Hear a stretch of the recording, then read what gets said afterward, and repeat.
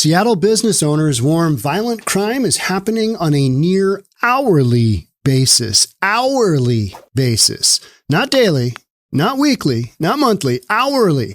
This is madness. It's unsustainable. Let's get into it. Here we go. One property owner said most of his tenants are considering leaving the downtown area because of the trouble. Now, we started to hear rumblings of all the criminal activity that was going on during the pandemic, right? It's like during the pandemic, we had to let all the homeless just do their thing. And as a result, it kind of felt like just criminal activity was given the carte blanche to do whatever they want. Shenanigans? You betcha, boys. Let's just go for it. Let's just get this done.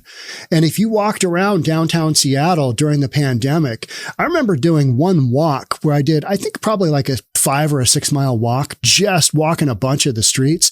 And I remember running across some just hairy corners where you've got big tents and it's like, what is going on there? And I came to find out later, after an arrest happens, they had a bunch of stolen goods going on. And they had some drug dealing, had some sex trafficking, the usual stuff. But that's a lot of what you've got going on specifically in downtown Seattle right now. And the issue with that is you got a whole bunch of businesses that send their employees to that area and they're not pumped about having their employees impacted, their management, their customers, or anything. This is the area where all the stores have closed down. You've got, all kinds of restaurants. You got the Hard Rock Cafe. You've got North Face. You've got PCC Market. All of these companies have shut down because you got a bunch of lunatics on drugs running around stealing stuff and just creating commotions on the daily. And so much of this is misdemeanor criminal activity. Misdemeanor, which means they don't get prosecuted, which means they don't get tossed in jail. They're right back out. They do something crazy. They assault somebody and it's not that bad. They steal something. It's not that bad. It's rinse, repeat. Hourly. Seattle residents and business owners are voicing their concerns. There's that word, concerns about crime perpetrated on a nearly hourly basis, and say people who commit assaults reemerge after their arrests to cause further chaos. Now, where are we talking here? We are talking, and I know we've talked about this before. This is the Blade. This is between Pike and Pine in downtown Seattle, 3rd Avenue. The epicenter is McDonald's. The McDonald's during the pandemic went to just a very small opening where you could put your money through, your card through, and they would send you the food. It was that dangerous. It got that bad because there was just this lack of oversight by police, and just anything went. Now, we've had a couple of different times where police have, got so bad that we posted up right here. Let me get my little pointer thing, my little yellow pointer. Police posted up right here. I walked by it.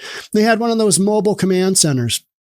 That stops it for a little bit. But bottom line is Seattle doesn't have enough cops and enough jail space and enough prosecutors to really go after this kind of lower level criminal element that's just all about the drugs. We just don't have the ability to really rein that in.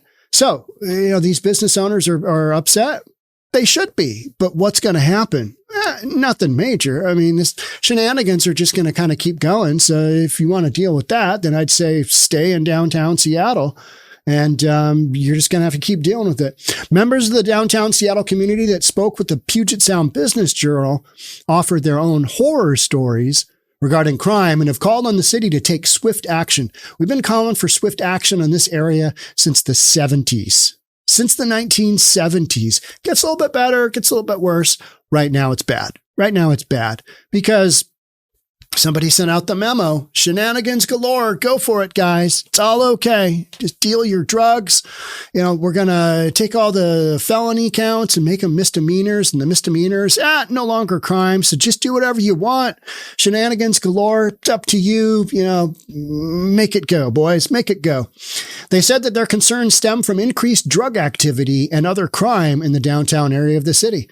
Yeah. Remember that whole decriminalized drugs thing? Yeah.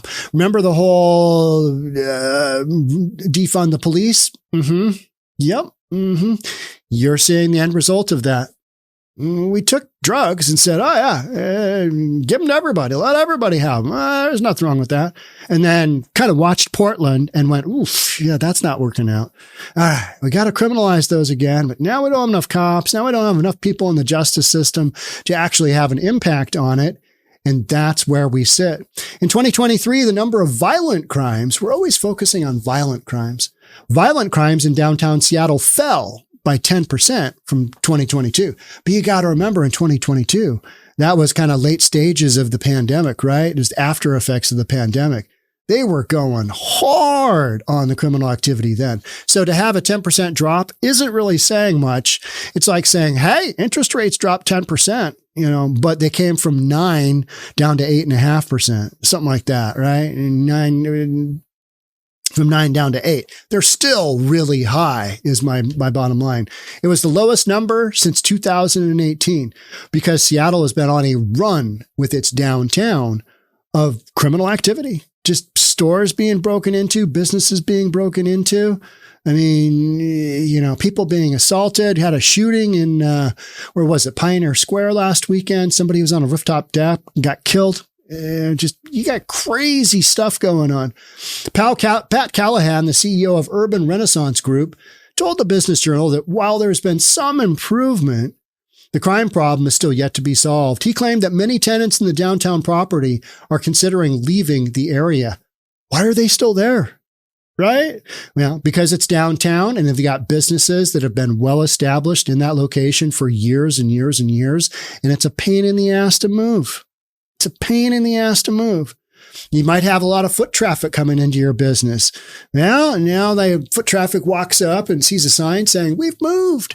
And are they going to go, continue your establishment?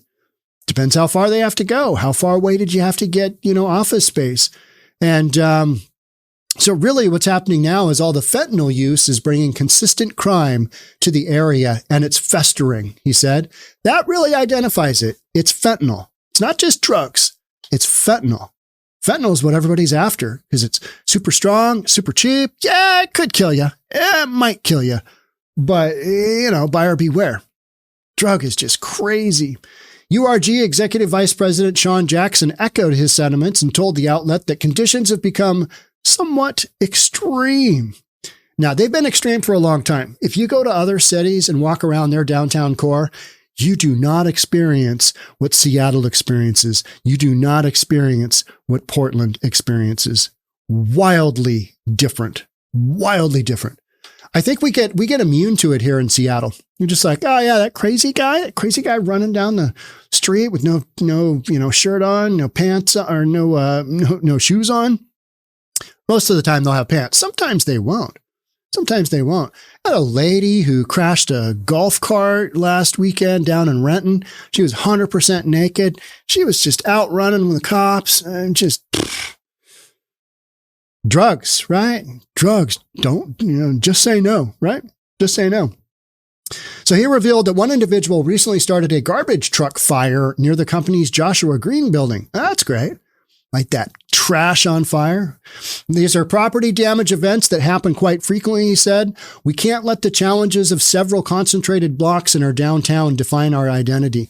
And you know what? It's like this concentrated area. It's this area. So it's right in here. And yet you've got Belltown right here, which some would say has some real crime going on. But that's a lot of high-rise condos. And in downtown Seattle, you've got all the big commercial buildings. You got the courthouse. You've got all that stuff. But you've also got Pike Place Market. Pike Place Market is right here. It's a couple of blocks away from the Blade. Here's the waterfront, Seattle's waterfront. Millions and millions of people come to Seattle's waterfront every year. The Seattle downtown commercial real estate is signing the most big leases of anywhere in the world right now. Anywhere in the world. We're on a run of commercial leasing, but you've got this little area right here that has been wildly impacted by the fentanyl and by, lack of police, lack of will to shut it down, for lack of a better word. So, you've got Blue City fentanyl related deaths spiked to all-time highs last year. This is ongoing. This is King County. But so much of that happens right there on the blade. Shootings, stabbings, you name it. Human trafficking, of course. I mean, why wouldn't you? So commercial real estate broker Tom Graff said that the current approach to crime is not working and is not sustainable. Well, how long are you going to take it for, right? I mean, how long can you take it for? Some of these buildings have been broken into so many times, and you see the graffiti and the city's, trying to play catch up on this. But as this story says, it's not going all that well. It's not going all that well. Now, here's a crazy thing. If you go to, let's back this out. If you go up here to South Lake Union, which is to the north and east of downtown Seattle, it is wildly different. And that's a handful of blocks. Maybe it's a mile, something like that. It's wildly different. You don't typically have the homeless. You don't have all of the crazy people running around. You don't have the open air drug markets. You don't have you've got some homeless, but it is not the same as downtown because you get that open air drug market. You get that open air drug market, and that's what everybody goes for. So you've got an open air drug market downtown Seattle. Then you've got an open air big drug market in the Chinatown International District, kind of a little bit to the south and east, just right near Interstate 5, right near the park where our buddy Steve Irwin, tried to make an encampment where he was going to mine gold and diamonds in a Seattle park with his excavator. So you got two concentrated open air drug markets, the International District where Steve Irwin did his thing, and then the downtown core, which is what we're talking about here, which the business owners are basically saying, this is a no-go. And I don't really blame them. This is madness, Graff added. According to the Business Journal, some of the issues may stem from the city's jail capacity or its ability to book offenders. That's another huge issue. Huge issue. They're not booking misdemeanors because they don't have the jail space. So it's like, get some more space. Do what you got to do to lock these people up. But we've gone through such a justice reform type deal that's just not really happening. City Attorney Ann Davison, addressing the issues regarding the King County Jail, noted that restrictions limit an officer's ability to book on half of misdemeanor crimes. People can currently be booked for things like assault, drunken driving, sex crimes, domestic violence, and firearm crimes, but not, I repeat, not theft, harassment, animal cruelty, and the destruction of property. And that is what you've got a ton of. And let's be honest, we're not really arresting for drugs. We're not really arresting for possession of drugs. We're not really doing that. So you allow that to happen, throw some theft in there, some harassment, some animal cruelty, and destruction of property. World's your oyster. If those are the shenanigans you want to do, literally, they're not booking for those crimes because they don't have the space. Yeah, don't have the space. This whole notion of why don't we build some more jails or, more prison space? Well, we got justice reform and that's not really on the order of the day. So right now, what's King County doing? They're trying to work out maybe getting some more space further south in Des Moines. And it's just the whole thing is you're not arresting and booking people into jail because you don't have enough space. I'm sorry. What? How do we get to that stage? Well, you get to that stage by having a bunch of politicians that they're okay with this, and a bunch of citizens. Seattle is essentially okay with this. They voted the politicians in that have created this situation, and here you go. Here's where you sit. It doesn't just happen overnight. It doesn't just happen, right? You have a cool city like Seattle just to succumb to, all this stuff. Because you've got people who said, hey, you know what? Defund the police. Hey, you know what? All those drugs, it's never been proven that incarcerating people works. Therefore, let's just make all the drugs legal. let's just make them misdemeanors. Down in Portland, what they did was, hey, if you get a drug possession, you can call the hotline, the 1-800 help me get off drugs hotline. And if you do that and you talk for an assessment, we'll let you off your charges. Yeah. How well do you think that worked? Yeah. And I believe Portland is way more out of control, way more shenanigans than Seattle. Seattle is pushing back, but it's not enough of a pushback for the business owners to be able to say, you know what, things are getting better, and we're going to stick it out. Instead, they're saying, this is madness. This is out of control. This is not sustainable. So then you'll have businesses leave. You'll have businesses pick up and move. And these are the small boots on the ground businesses that, your retail, your big office. Again, Seattle is signing the most big leases in the world right now. They're on a run. You've got some crazy, crazy leases being signed.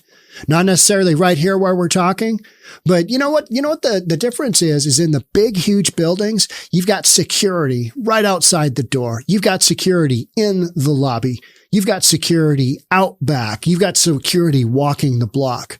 And you don't necessarily have that around the Blade. I mean, you've got it for some businesses, but not every business can afford to do that. Paul Allen, where he built all of South Lake Union, the area I just talked about, closer to Lake Union, there's private security roaming around everywhere there. And it's apparent. It's apparent in the criminal activity that does not happen. Walk around South Lake Union. I mean, you're going to have some occasional shootings in a nightclub. You're going to have, big city crime, but you don't have the open air drug markets. You don't have the open air stolen good markets. You don't have a place you can just run up to and, buy whatever you want. Food stolen from restaurants. Meat is a big one. Booze, just, containers of booze.